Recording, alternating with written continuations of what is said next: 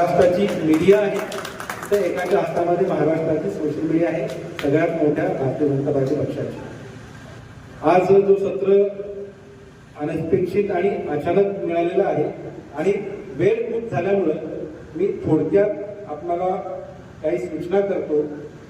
आपण ज्यावेळेस पक्षाचे पदाधिकारी म्हणून आपण जबाबदारी घेतो आणि माझ्यामध्ये सगळेजण इथे पक्षाला काही ना काहीतरी जबाबदारी तुम्हाला मिळालेली आहे.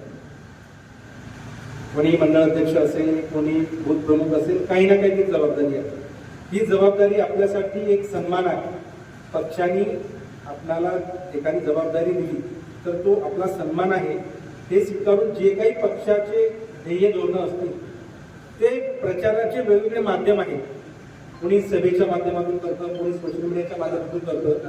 येणाऱ्या काळामध्ये सभेला जास्ती महत्त्व आहे. प्रचार जो आहे डिजिटल प्लॅटफॉर्मवर होणार आहे. त्यामध्ये सोशल मीडिया हा एक सर्वात मोबाईल आहे आणि प्रत्येकाच्या मोबाईलमध्ये आपण ग्रामीण भागामध्ये येत असल्या कारणाने आपण सगळ्यात मोठे जे प्लॅटफॉर्म वापरतो ते फेसबुक, व्हॉट्सअप आणि इंस्टाग्राम, बरोबर. या 3 प्लॅटफॉर्मवरती आपण मोठ्या प्रमाणात आपण वावर करतो.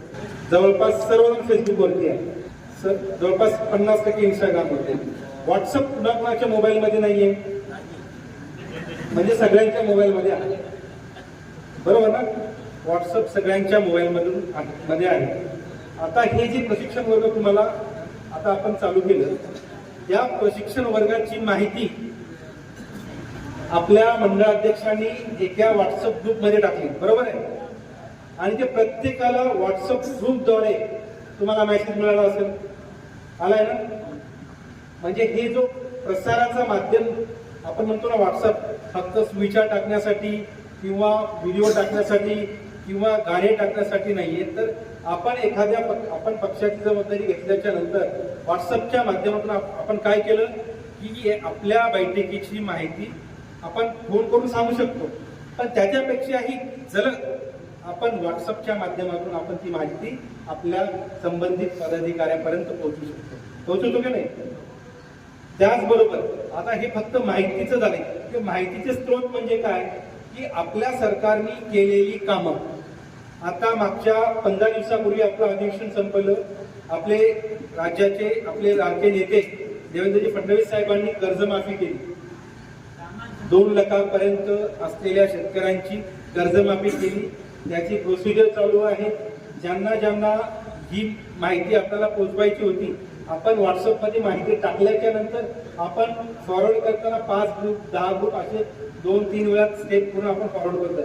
आपल्याला नेमकं ह्या सोशल मीडियाच्या माध्यमातून करायचं काय आहे तर अशाच पद्धतीनं जे काही पक्षाने माहिती कामं केलेली आहेत, पक्षाने जे काही कामं केलेली आहेत ते आपल्या लोकांपर्यंत पोहोचवणं, जनतेपर्यंत पोहोचवणं हे या आपल्या सोशल मीडियाच्या माध्यमातून आपल्याला व्हॉट्सअपच्या माध्यमातून करायचं आहे. मी तुम्हाला तुमच्या डोळ्यासमोरचं उदाहरण देतो. 2014 पूर्वी हा रस्ता कसा होता?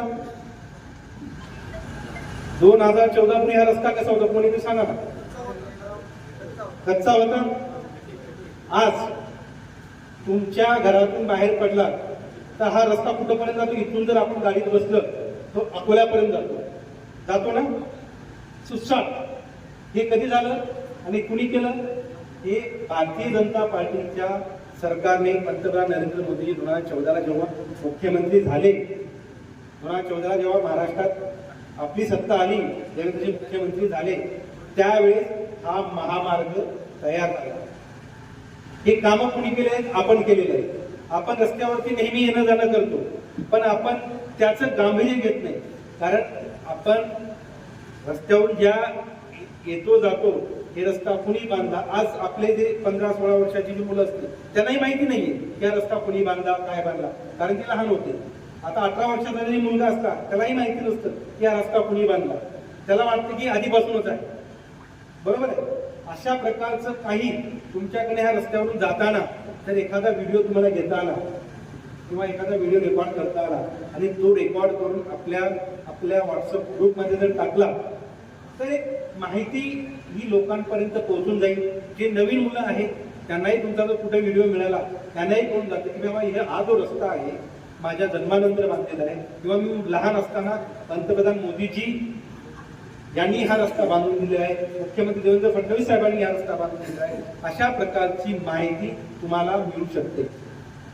कळलं, ही साधं सिंपल आहे. याच्यात काही सोशल मीडियाचं सत्र घेतलं म्हणजे काही तुम्हाला त्याच्यामध्ये काही केमिस्ट्रीचं किंवा गणिताचं तासातलं काहीच नाहीये. हे तुमच्या डोळ्यासमोर घडलेल्या गोष्टी फक्त तुम्हाला लोकांपर्यंत सांगायचं आहे. किंवा हे भाजपने केलेलं आहे, ते भाजपने केलं. एवढं साधं सोपं आहे. ते सगळे कराल ना? करता की नाही? कराल ना? ह्याच्यातलं एखादी गोष्ट तुमच्या डोळ्यासमोर दिसली की सरकारची कामाची, तर त्याच्यातलं आपल्याला राजकीय महत्व कळायला पाहिजे की त्याचं ते जे गोष्ट मी केल्यानं माझ्या पक्षाला काय फायदा होऊ शकतो, देशमुख साहेबांना काय फायदा होऊ शकतो, ह्या सगळ्या गोष्टी तुम्हाला कळता आले पाहिजे. त्यासाठी ह्या रस्त्यावर आपण नेहमी येणं जाणं करतो, पण त्याचं आपल्याला राजकीय किती महत्व आहे ते आपल्याला कळत नाही. तर हे तुम्हाला सांगायचा एक उद्देश आहे की अशा पद्धतीनं आपण आपल्या पक्षाचा प्रचार करायचा. फेसबुक सगळेजण वापरतात, रील सगळेजण बनवतात,